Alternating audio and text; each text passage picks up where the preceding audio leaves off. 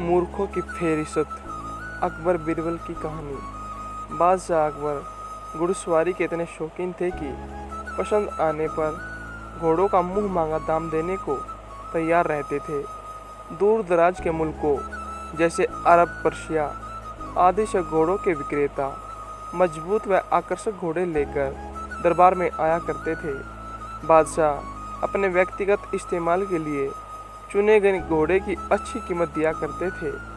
जो घोड़े बादशाह की रुचि के नहीं होते थे उन्हें सेना के लिए खरीद लिया जाता था।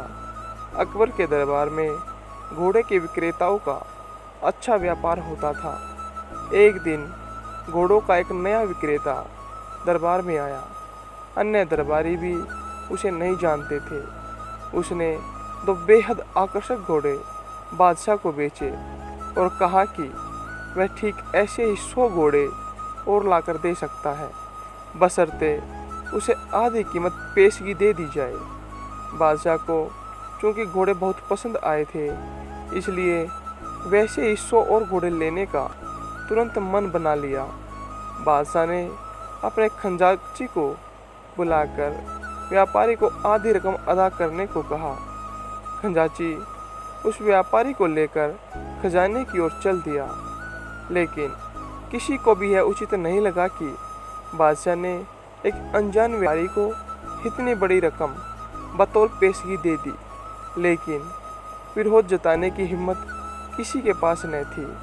सभी चाहते थे कि बीरबल यह मामला उठाए। बीरबल भी उस सौदे से खुश न था।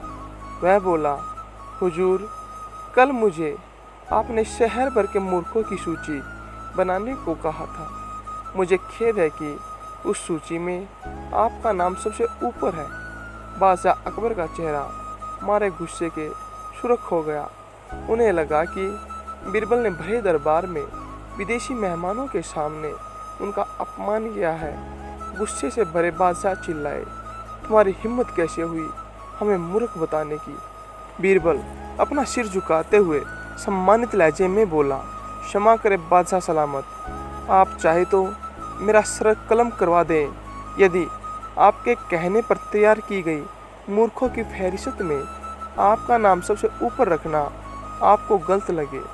दरबार में ऐसा सन्नाटा छा गया, यदि सुई गिरे तो आवाज़ सुनाई दे जाए। अब बादशाह अकबर अपना सीधा हाथ उठाए तर्जनी को बीरबल की ओर ताने आगे बढ़े। दरबार में मौजूद सभी लोगों की सांस जैसे थम सी गई थी। उत्सुकता व उत्तेजना सभी के चेहरों पर नृत्य कर रही थी। उन्हें लगा कि बादशाह सलामत बीरबल का सिर धड़ से अलग कर देंगे। इससे पहले किसी की इतनी हिम्मत न हुई थी कि बादशाह को मूर्ख कहे, लेकिन बादशाह ने अपना हाथ बीरबल के कंधे पर रख दिया। वह कारण जानना चाहते थे। बीरबल समझ गया कि बादशाह क्या चाहते हैं। वह बोला, आपने घोड़ों के ऐसे व्यापारी को बिना सोचे समझे एक मोटी रकम पेशगी दे दी, जिसका अता पता भी कोई नहीं जानता। वह आपको धोखा भी दे सकता है, इसलिए मूर्खों की सूची में आपका नाम सबसे ऊपर है। हो सकता है कि वह व्यापारी वापस ही न लौटे। वह किसी अन्य देश में जाकर बस जाएगा और आपको ढूंढे नहीं मिलेगा। किसी से कोई भी सौदा करने के पूर्व उसके बारे में जानकारी तो होनी ही चाहिए। उस व्यापारी ने आपको मात्र 2 घोड़े बेचे और आप इतने मोहित हो गए कि मोटी रकम बिना उसको जाने पहचाने ही दे दी। यही कारण है बस। तुरंत खजाने में जाओ और रकम की अदायगी रुकवा दो। अकबर ने तुरंत अपने एक सेवक को दौड़ाया। बीरबल बोला, अब आपका नाम उस सूची में नहीं रहेगा। बादशाह अकबर कुछ क्षण तो बीरबल को घूरते रहे, फिर अपनी दृष्टि दरबारियों पर केंद्रित कर ठाका लगाकर हंसने पड़े। सभी लोगों ने राहत की सांस ली कि बादशाह को अपनी गलती का एहसास हो गया था। हंसी में दरबारियों ने भी साथ दिया और बीरबल की चतुराई की एक स्वर से प्रशंसा की।